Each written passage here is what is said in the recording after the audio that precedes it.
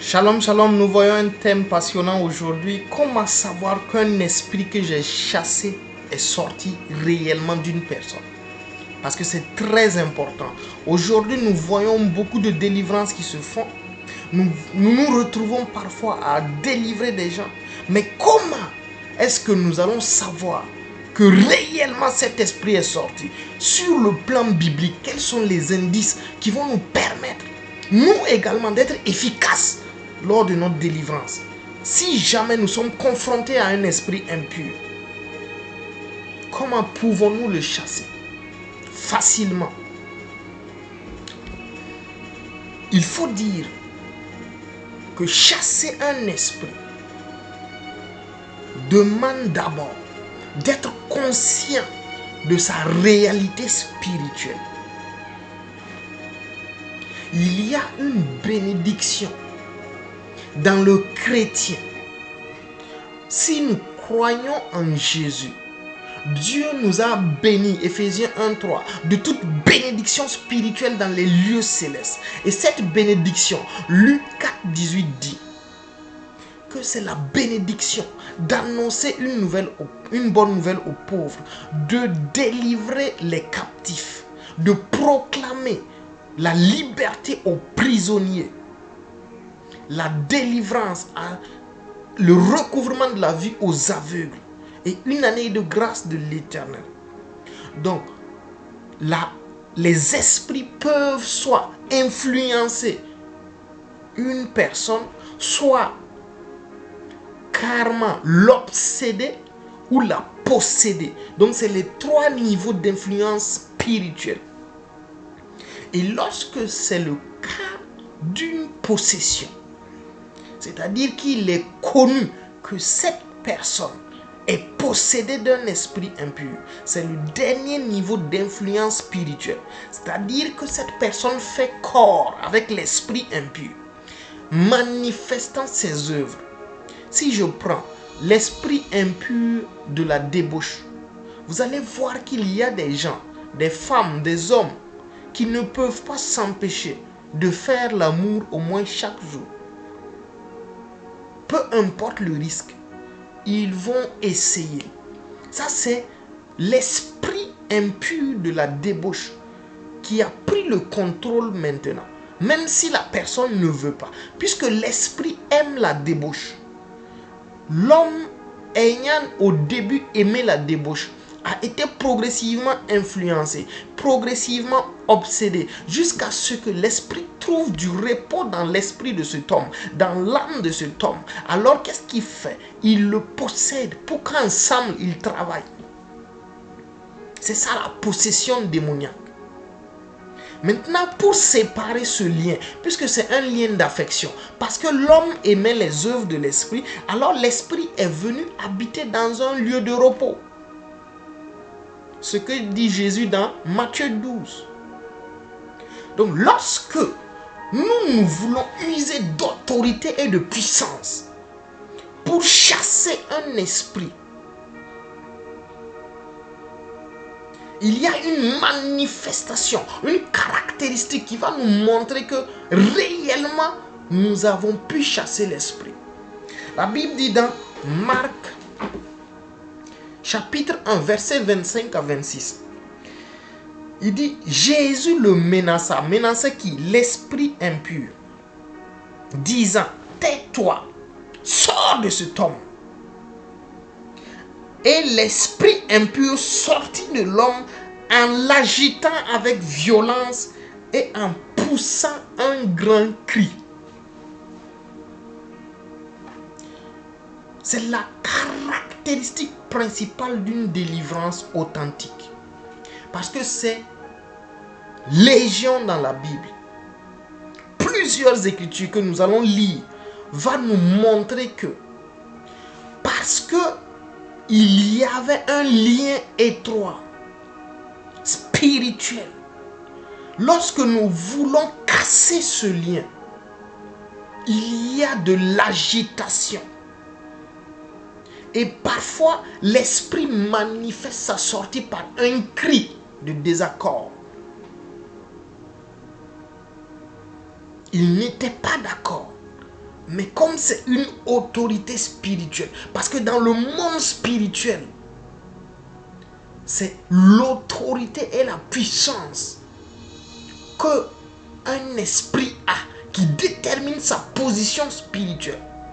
Nous avons été positionnés, Ephésiens 1, 19 à 21, dans les lieux célestes, au-dessus de toute domination, au-dessus de toute autorité, au-dessus de toute dignité, au-dessus de tout nom qui peut se nommer, non seulement dans ce siècle-ci, mais dans le siècle à venir. Nous avons cette autorité, de telle sorte que nous pouvons chasser les démons. Nous pouvons chasser les esprits impurs. Mais il faut la pureté de la foi, accompagnée de la conscience de l'autorité, plus le courage d'affronter les esprits. Et dans la pureté de la foi, c'est pourquoi nous prions, c'est pourquoi nous jeûnons, c'est pourquoi nous nous mettons à l'écart avec la parole, pour que la parole purifie notre foi. Pour que je sache, que si je dis au nom de Jésus, ce démon doit partir.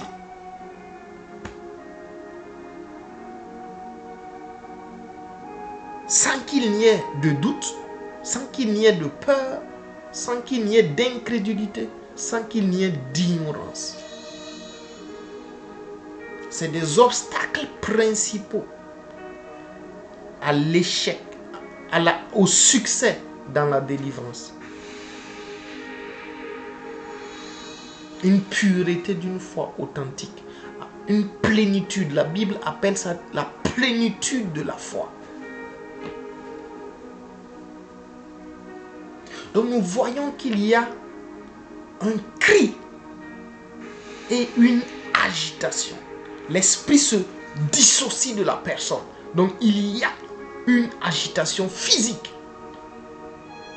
Marc 9, versets 25 à 26 encore.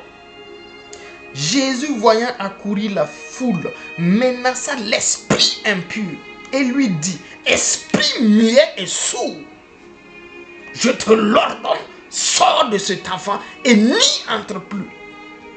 Et il sortit en poussant des cris et en l'agitant avec une grande violence. L'enfant devint comme mort, de sorte que plusieurs disaient qu'il était mort. Donc même scénario, un esprit impur qui a possédé, un esprit muet et sourd. Remarquons que l'enfant n'est pas né sourd-muet. C'est l'esprit qui était sourd-muet.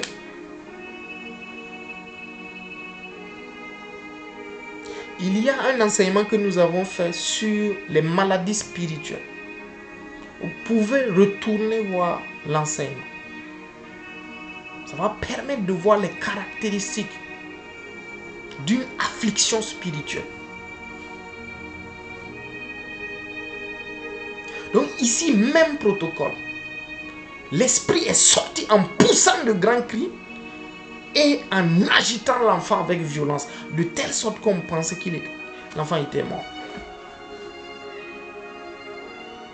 Luc 8, verset 31-32. Et il priait instamment Jésus de ne pas les ordonner d'aller dans l'abîme. Et il y avait là, dans la montagne, un grand troupeau de pourceaux qui paissaient. Et les démons le supplièrent Jésus de leur permettre d'entrer dans les pourceaux. Et il leur permit. La raison pour laquelle nous venons avec ce verset, c'est surtout la faiblesse des esprits. Ils ne veulent pas retourner dans les abîmes. C'est pourquoi ils sont vulnérables. Nous, en tant que chasseurs de démons, nous pouvons garder cette vérité dans notre cœur puissamment. tu sors, esprit impur, ou je t'envoie dans les abîmes, maintenant, par l'autorité de Jésus. Parce qu'il y a une grande souffrance dans les abîmes. Ça s'appelle le trou sans fond. Tu tombes éternellement dans un trou qui n'a pas de limite. Et qui est en même temps un étang de feu. Plus tu tombes, plus ça fait mal. Même pour les esprits. C'est un grand abîme. La Bible dit dans le livre d'Apocalypse que le roi des abîmes, appelé en hébreu ou en grec Apoléon, Abaddon, il y a un ange qui détient la clé de l'abîme, du puits de l'abîme. Ça s'appelle le puits de l'abîme. Et les esprits déchus, les esprits rebelles, les esprits impurs ne veulent pas entendre parler de ce lieu. Ils ont dit à Jésus, ne nous permets pas d'aller dans les abîmes. Nous voulons toujours nous reposer sur la terre. Nous voulons profiter du peu de temps que nous avons avant d'aller là-bas. C'est le lieu de notre punition. C'est le lieu où Dieu a prévu nous juger. Mais avant le temps de ton règne, permets qu'on reste sur la terre. Donc c'est un critère de choix pour nous de pouvoir chasser les démons avec conviction. Je sais. Si tu ne sors pas, je t'ordonne pas dans les abîmes. Ils vont sortir. Il ne va pas rester. Jamais. Il n'a pas envie d'aller dans les abîmes.